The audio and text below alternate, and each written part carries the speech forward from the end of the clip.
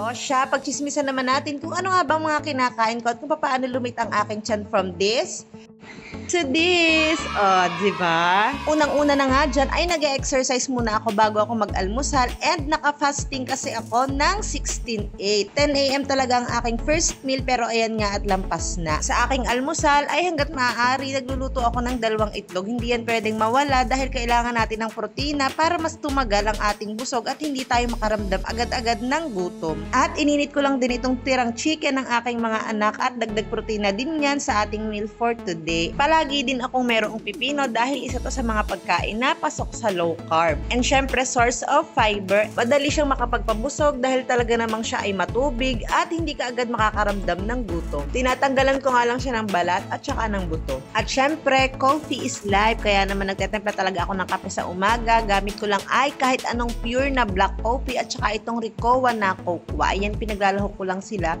Ayan, naubos na nga. Wala na pala akong gagamitin bukas. At para sa sugar, itong equal na classic yung ginagamit ko. Ayan, hindi na talaga akong gumagamit ng asukal. At yan ang almusal ko mga mi. Sa loob nga ng 2 months ay talagang prinactice ko na mag low carb. Hindi nga lang masyadong clean low carb. Minsan-minsan ay nagiging dirty low carb siya.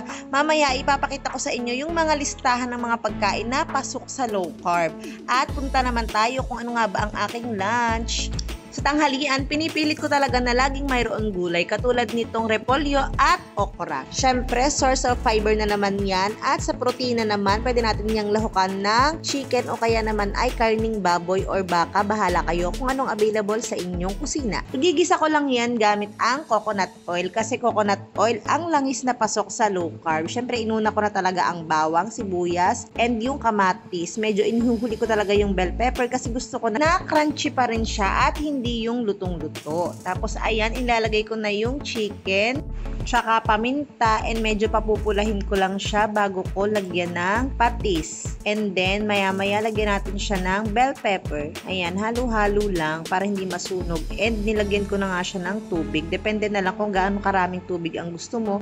At habang ako nga ay nag-aantay na kumulo itong aking sabaw, ay nangangain muna ako ng mangga. Ang mangga ay hindi pasok sa low carb, kaya lang kung paminsan-minsan lang naman at saka wala naman akong mataas na sugar and high cholesterol at saka yung matataas na blood pressure, ay okay lang kung paminsan-minsan lamang. And after 5 years, mga 5 minutes lang naman, ayan, nilagyan ko na siya ng gulay at inantay ko lang din na maluto. At ayan ang itsura niya, mukhang colorful at mukhang masarap talaga. At ayan na nga ang aking lunch, gulay with saging na lakatan. At kita nyo ba yung inuman ko mga mi? Yes, tupper yan. Ganyan kalaking inuman na talaga ang ginagamit ko. At umiinom muna ako bago kumain. Isang technique kasi yan para medyo mabusog-busog muna tayo bago tayo kumain. At isa pa yung saging na lakatan na yan sa pagkain na hindi pasok sa low carb.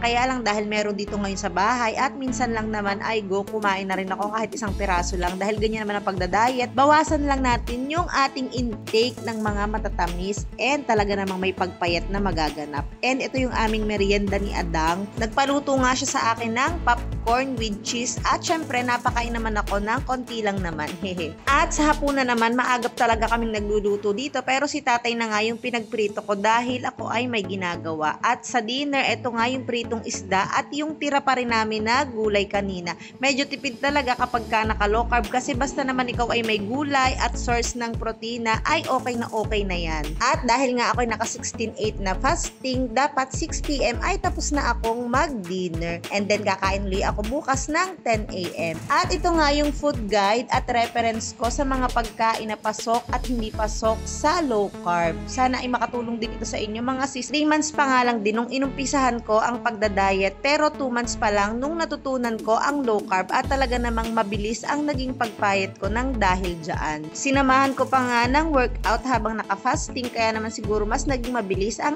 aking pagpayat. Kung hindi mo pa naman kaya ang 16-8 na fasting, huwag kang mag-alala, pwede namang 12-12 muna dahil nung nag-uumpisa pa ako ay ganun din naman ang ginawa ko, 12-12 lang muna and then saka ko trinay ang 16-8. 3 months na rin nga akong hindi kumakain ng kanin or minsan tumitikim lang ako ng pakonti-konti at ngayon naman ay kaya ko na talaga siyang tiisin. At lagi lang tandaan na kung kinaya ko nga, ikaw pa kaya kung gusto mo talagang pumayat ay go, umpisahan mo na ngayon. Yun lang muna for today's video mga sis. Thank you for watching and bye!